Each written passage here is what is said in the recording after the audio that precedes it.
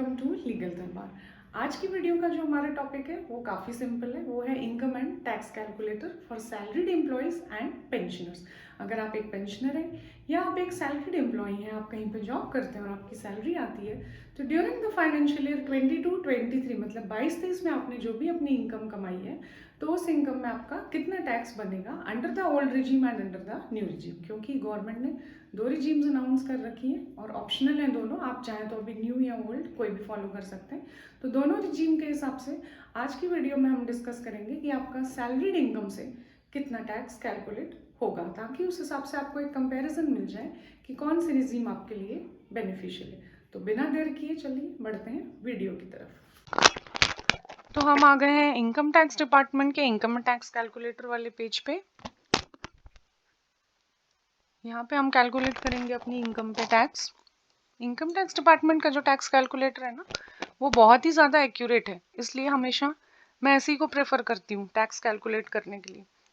तो हम स्टार्ट करते हैं। सबसे पहले असेसमेंट ईयर। असेसमेंट ईयर जो होगा वो फाइनेंशियल ईयर हमारा 22-23 है, तो assessment year will be 23-24। Tax payer individual, क्योंकि यहाँ पे अभी हम सिर्फ सैलरीज की रिटर्न डिस्कस करेंगे, सैलरीज की रिटर्न का टैक्स कैलकुलेट करेंगे, इसलिए अभी हम सिर्फ इंडिविजुअल सेलेक्ट करते हैं। इसमें सैलरीड एम्प्लॉयज को कवर कर लिया जाएगा। Next is whether opting for taxation under section 115 BAC। इसका मतलब ये होता है कि क्या आप न्यू रिजीम फॉलो करना चाहते हैं। तो अभी मैं उसको नो कर देती हूँ, इसका मतलब मैं ओल्ड रिजीम में ही रहूंगी। जब मैं यस कर दूंगी तो यहाँ पे न्यू रिजीम के हिसाब से कैलकुलेट हो जाएगा, वो भी मैं आपको दिखाऊंगी लास्ट में। Next is male female senior citizen. जो भी हैं आप मेल फीमेल सीनियर सिटीजन, वो अपने हिसाब से अकॉर्डिंगली आप चेक कर लेना। Next is the residential status. Residential status resident. Now comes income from salary. Income from salary after standard deduction of rupees 50,000. अब ये स्टैंडर्ड डिडक्शन 50,000 हमें अलाउड है क्योंकि हमने ओल्ड रिजीम सिलेक्ट कर रखा है। तो यहाँ पे जो आपको इनकम फ्रॉम सैलरी डालनी है ना, यहाँ पे आपको वो वाली अमाउंट डालना है 50,000 लेस करने के बाद जो आएगा। ठीक है, अगर आपके पास फॉर्म 16 है तो फॉर्म 16 में जो income chargeable under that salaries वाला अमाउंट होता है, यहाँ पे हमें वो डालना है आफ्टर डिडक्शन ऑफ रुपीज 50,000। और इनकेस फॉर्म 16 नहीं है, बैंक में सैलरी आती है या अकाउंट में आती है, जहाँ भी आती है, तो आप अपनी टोटल ईयरली सैलरी कैलकुलेट कर लीजिए और उसमें से स्टैंडर्ड डिडक्शन 50,000 लेस करने के बाद यहाँ पे अमाउंट आएगा। लेट्स से मेरी ईयरली सैलरी है 9 लाख और स्टैंडर्ड डिडक्शन 50,000 माइनस करने के बाद यहाँ पर आ जाएगा 8,50,000। ओके, नाउ अब सैलरीड इनकम है हमारी और अभी हम इसमें सिर्फ सैलरी का ही टैक्स कैलकुलेट कर रहे हैं। तो इसमें जो हमें सबसे पहले डिडक्शन अलाउड है वो है इनकम फ्रॉम हाउस प्रॉपर्टी का अंडर सेक्शन 24। ये मैं आपको दिखा देती हूँ। इनकम फ्रॉम हाउस प्रॉपर्टी का जो डिडक्शन अलाउड है that is income from self occupied property. मतलब आपके पास ऐसी कोई प्रॉपर्टी है जो सेल्फ ऑक्यूपाइड है, जिसमें आप खुद रहते हैं और उसका कोई होम लोन भी चल रहा है, इंटरेस्ट पेड और पेबल ऑन हाउसिंग लोन। ठीक है, मतलब उस पर कोई होम लोन चल रहा है, तो उस होम लोन की स्टेटमेंट में से आपको इंटरेस्ट मिल जाएगा। तो उसका ईयरली इंटरेस्ट जो अलाउड है that is allowed only up to 2 lakh, not more than that. तो 2 लाख तक ही आपको अलाउड है। अगर आप यहाँ 2,20,000 भी लिखेंगे तो भी 2 लाख का ही डिडक्शन मिलेगा।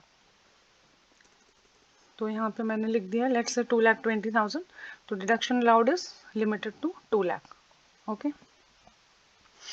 इसके अलावा नेक्स्ट आ जाते हैं हमारे deductions of section 80C। Capital gain पे अभी हमें कुछ नहीं करना, इनकम फ्रॉम अदर सोर्सेज में नहीं करना, और profits and gains of business profession पे भी अभी कुछ नहीं करना। इस पे अलग से मैं डिटेल वीडियो बनाऊंगी अलग अलग हेड्स में।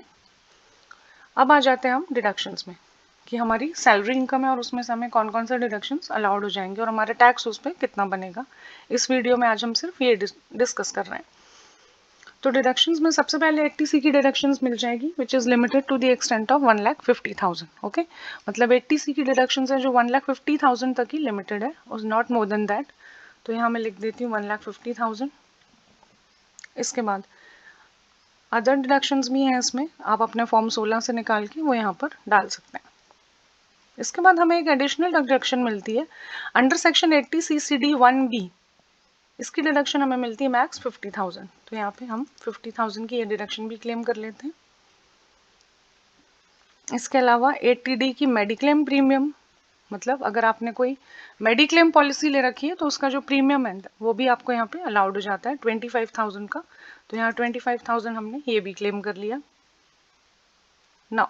तो हमारी टोटल डिडक्शंस अब कितनी बन गई? इसके अलावा और भी बहुत सारी डिडक्शंस हैं, like deductions under section 80G, interest payable on loan for purchase of electric vehicles under section 80 EEB। तो ये सारी बहुत सारी डिडक्शंस हैं, तो जिसमें भी आप फॉल करते हैं आपके फॉर्म 16 में आ रही होंगी। अगर नहीं भी है तो आपके एक्चुअल जो आपने इन्वेस्टमेंट्स करी उसके हिसाब से आप यहाँ पे डाल सकते हो।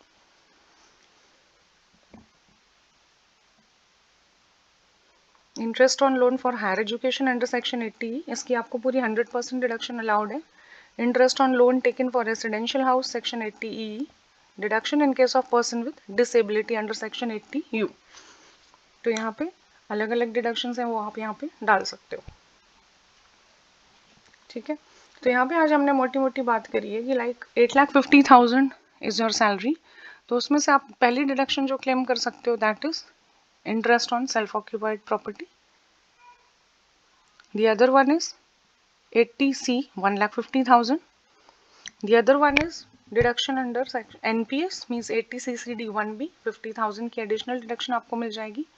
25,000 का आप 80D में मेडिक्लेम इंश्योरेंस भी ले सकते हैं, तो और 50,000 की स्टैंडर्ड डिडक्शन तो आपकी है ही। तो टोटल जो हमारी नेट टैक्सेबल इनकम आ गई after deducting all the deductions came to 4,25,000। तो 4,25,000 की हमारी नेट टैक्सेबल इनकम आ गई है, और इस नेट टैक्सेबल इनकम पे जो हमारे टैक्स बना है दैट इज 8,750।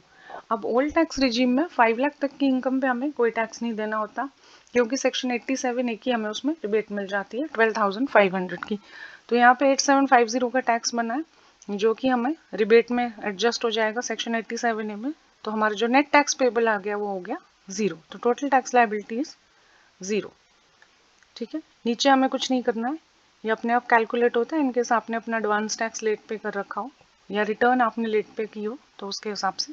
तो यहाँ पे हमारी जो टोटल टैक्स लायबिलिटी आ गई under the new old regime it is 0। अब हम कैलकुलेट करेंगे इसको न्यू रिजीम में।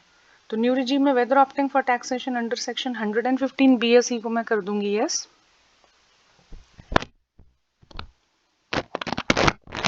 और यस करते ही अब इनकम फ्रॉम सैलरी, इसमें जो स्टैंडर्ड डिडक्शन का एक कॉलम आ रहा था ना ब्रैकेट में, income from salary before after allowing standard deduction of ₹50,000, वो हट गया है और अभी यहाँ पर आ गया income from salary before exemption और डिडक्शंस।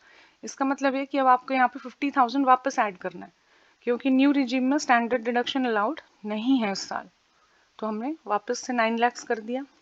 ठीक है, इनकम फ्रॉम हाउस प्रॉपर्टी में जो हमें 2 लाख का डिडक्शन मिला था वो देखो उठ के 0 हो गया है। मतलब अब ये income from self occupied house property में जो हमें डिडक्शन मिला था वो हमारा उठ के 0 हो गया, मतलब वो डिडक्शन हमें अलाउड नहीं है न्यू रिजीम में। कैपिटल गेन्स का कुछ नहीं करना, अदर सोर्सेज का भी कुछ नहीं करना, profits and gains of business profession का कुछ नहीं करना, एग्रीकल्चरल इनकम का कुछ नहीं। डिडक्शंस जो हमारी थी जो हमने डाली हुई थी 80C की वो भी सारी 0 हो गई, मतलब यहाँ पे अभी हमें डिडक्शंस भी अलाउड नहीं हुई हैं। तो हमारी जो नेट टैक्सेबल इनकम आई है वो आई है 9 लाख रुपीज़। तो 9 लाख रुपीज़ पे इसने न्यू रिजीम के हिसाब से टैक्स कैलकुलेट कर लिया, दैट केम टू 60,000।